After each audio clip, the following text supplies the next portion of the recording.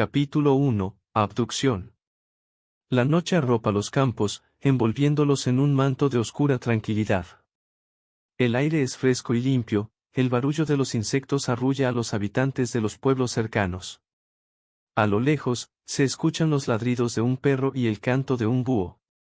Los árboles centenarios se destacan contra el fondo oscuro, sus ramas se extienden como brazos hacia el cielo. En el horizonte, se pueden ver las luces de un pueblo lejano, parpadeando como luciérnagas. El aire está lleno de aromas a hierba fresca y flores silvestres.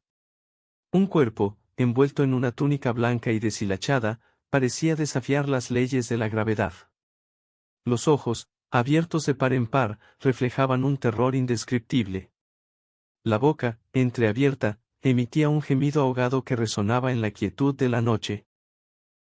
Primitivo nunca olvidaría la noche en que el cielo se partió en dos. Una luz cegadora lo envolvió, y antes de que pudiera gritar, una fuerza invisible lo arrastró fuera de su habitación y lo elevó hacia lo desconocido.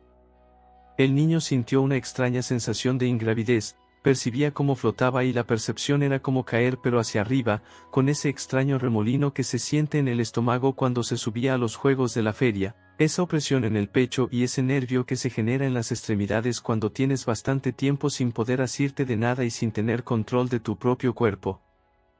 Al principio, pensó que estaba soñando. Pero pronto, el miedo comenzó a apoderarse de él, al darse cuenta de que en realidad, algo lo estaba levantando hacia el cielo y de que no podía moverse. Sus ojos incrédulos y desorbitados, tratando de entender lo que estaba sucediendo. Vieron luces brillantes y formas extrañas a su alrededor.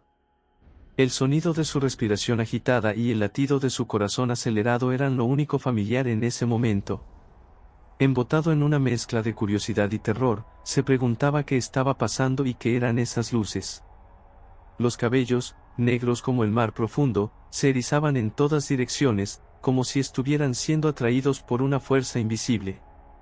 La piel, pálida y húmeda, parecía irradiar un vapor estático. La figura humana flotaba, girando lentamente sobre sí misma, como si estuviera atrapada en una danza macabra con las fuerzas oscuras que le llevaban hacia lo incierto. A medida que se elevaba Primitivo, logró mover un poco la cabeza y vio su casa y su vecindario haciéndose cada vez más pequeños, lo que aumentó su sensación de vulnerabilidad y soledad. Intentó gritar, pero las palabras no salían de su boca, atrapadas por el miedo y la sorpresa. Finalmente, al entrar en la nave, sintió una extraña sensación de sueño extremo que lo invadió. Pero el miedo persistía, mezclado con una fascinación por lo desconocido y una esperanza de que todo esto fuera solo un mal sueño del que pronto despertaría. Al abrir los ojos Primitivo, se encontró en un lugar desconocido. El techo, alto y abovedado, estaba adornado con extrañas inscripciones luminosas que pulsaban rítmicamente. Las paredes, de un color gris metálico, parecían ser de una sustancia desconocida y fría al tacto. Un aire viciado y cargado de electricidad estática llenaba la estancia, produciendo una sensación de opresión en el pecho. Atado a una camilla metálica, Primitivo forcejeaba inútilmente contra las correas que lo aprisionaban. El miedo lo paralizaba, pero al mismo tiempo, una curiosidad morbosa lo impulsaba a observar su entorno. A pocos metros de él, se alzaban tres figuras colosales. Eran seres de apariencia humanoide, pero sus cuerpos eran desproporcionados, con cabezas desmesuradamente grandes y ojos negros que parecían estar vacíos. Su piel, arrugada y gris, parecía la de un anciano milenario. Sus extremidades eran largas y delgadas, y sus manos, terminadas en largos dedos, se movían con una agilidad sorprendente.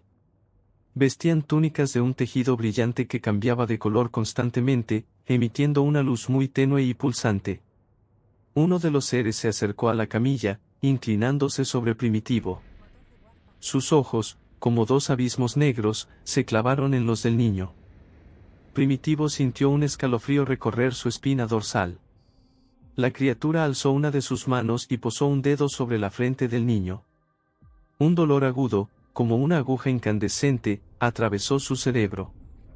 Imágenes confusas y borrosas desfilaron ante sus ojos, naves espaciales surcando el cosmos, planetas desconocidos, seres extraños y monstruosos. Primitivo gritó de dolor, pero su voz se ahogó entre las paredes de la habitación. Los seres desconocidos, impasibles, continuaron examinándolo, como si se tratara de un insecto curioso. El niño se sintió pequeño, insignificante, ante la inmensidad de ese poder desconocido. En ese momento, el niño comprendió que había sido secuestrado. Un escalofrío de horror le recorrió el cuerpo.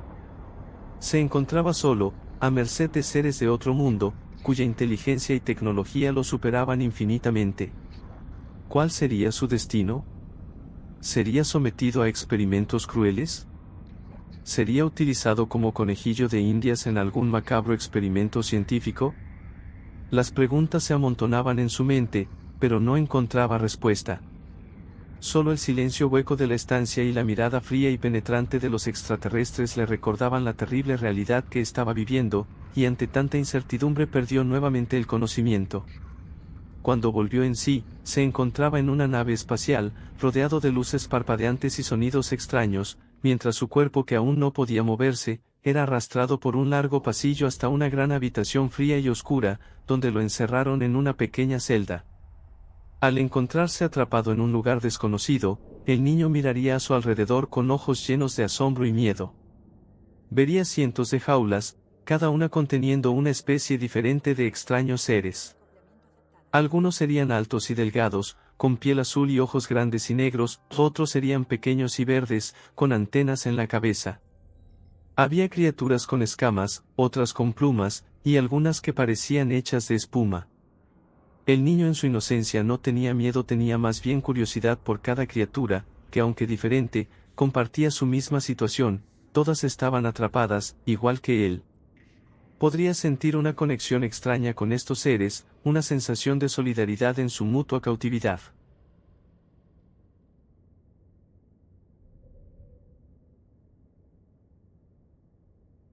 El niño se aferraba a los barrotes de su jaula, su corazón latiendo con fuerza mientras intentaba procesar la increíble diversidad de vida que lo rodeaba. La vista de tantas especies diferentes, todas prisioneras, le haría sentir una profunda tristeza y una creciente desesperación por encontrar una manera de escapar. Los días se convirtieron en una interminable sucesión de hambre y soledad.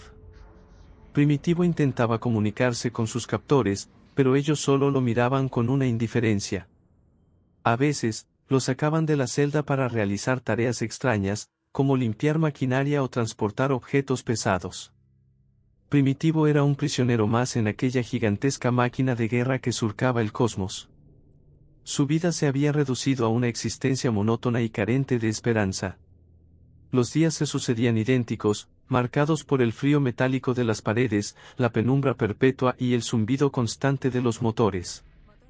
Su celda, apenas más grande que él, era su único refugio, un ataúd flotante en el que pasaba la mayor parte del tiempo. La comida era escasa y de un sabor extraño, una papilla que le dejaba un regusto metálico en la boca. El agua, racionada, era su único consuelo en aquellos momentos de soledad absoluta. A veces, en la oscuridad, imaginaba el sabor de la leche que le daba de su madre, la calidez de su abrazo, el olor de su cabello. Esos recuerdos servían de aliento para aumentar su deseo de sobrevivir. Cuando lo sacaban de la celda, era no solo para tratarlo como esclavo sino también para someterlo a humillantes experimentos. Los científicos extraterrestres, seres de ojos negros y fríos como el espacio, lo estudiaban con una curiosidad morbosa, como si fuera un insecto raro. Lo pinchaban, lo sondeaban, lo sometían a rayos de distintos colores. Primitivo no entendía el propósito de aquellos experimentos, pero intuía que no eran nada buenos. Ante los demás prisioneros, su condición de humano, de cría de una raza que ellos consideraban débil e inferior, lo convertía en un objeto de burla y desprecio. Entre las especies secuestradas en la nave, se decía que las crías secuestradas pertenecían a las especies más débiles, incapaces de luchar, solo llegaba alguna, de vez en cuando, pero no duraban mucho, si no era por suicidio fallecían por debilidad. Los otros prisioneros, seres de todas las formas y tamaños, lo miraban con una mezcla de lástima y repugnancia. A veces, los más crueles lo insultaban, lo empujaban o le lanzaban objetos. Primitivo soportaba todo en silencio, acobardado por el miedo y la soledad. La soledad era su peor enemigo. En la inmensidad de la nave, se sentía completamente solo. No tenía a nadie con quien hablar. A veces, por las noches, se aferraba a las rejas de su celda y lloraba desconsoladamente. Pero sus lágrimas se perdían en la oscuridad, sin que nadie las viera. La vida de Primitivo en la nave era una pesadilla sin fin. Un infierno de frío, de hambre, de soledad y de humillación. Pero a pesar de todo, una pequeña chispa de esperanza seguía viva en su interior. 2 años o más se sucedieron una sombra interminable sobre Primitivo. En ese tiempo, la nave se convirtió en su hogar, un laberinto metálico donde cada rincón guardaba un nuevo horror o una nueva esperanza. A pesar de la crueldad de sus captores, Primitivo encontró una forma de sobrevivir, el aprendizaje. Al principio, la comunicación con los extraterrestres era imposible. Sus lenguas eran una cacofonía de sonidos guturales, silbidos y chasquidos que parecían carecer de toda estructura. Sin embargo, Primitivo era un niño curioso y observador. Pasaba horas escuchando las conversaciones de sus captores o de sus vecinos de celda, tratando de encontrar patrones en sus palabras. Poco a poco, comenzó a distinguir algunas palabras clave, como las que se referían a la comida o al trabajo. Imitaba los sonidos, a veces con torpeza, y observaba las reacciones de los extraterrestres. A veces, una mirada de aprobación, aunque fugaz, era su mayor recompensa. Con el tiempo, Primitivo se dio cuenta de que algunos de los extraterrestres utilizaban símbolos visuales para comunicarse, como en la escuela, una especie de jeroglíficos que representaban ideas y conceptos. Al principio, estos símbolos le parecían incomprensibles, pero con paciencia y dedicación, comenzó a descifrar su significado. Él buscaba siempre la ayuda de sus vecinos de celda que rotaban regularmente y entre ellos no faltó el que lo ayudó en esta tarea. Le enseñaban el alfabeto básico de su raza, según el caso, un sistema complejo de líneas o curvas que representaban sonidos o conceptos. Así Primitivo con sus vecinos pasaban horas dibujando y escribiendo en los pisos de sus celdas.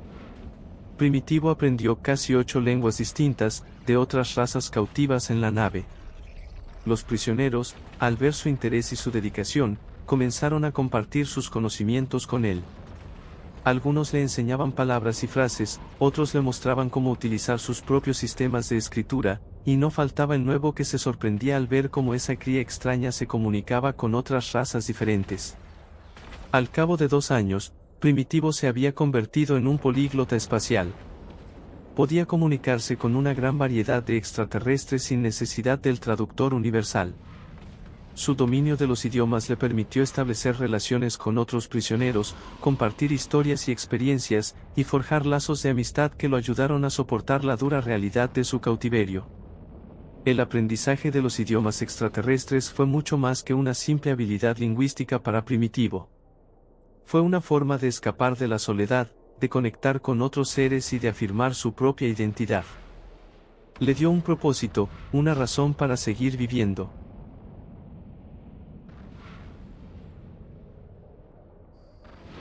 Si te ha gustado esta historia, dale like, suscríbete y comenta. Recuerda que estoy aquí para ti, para acompañarte en este viaje por el universo. Ánimo, nos vemos pronto.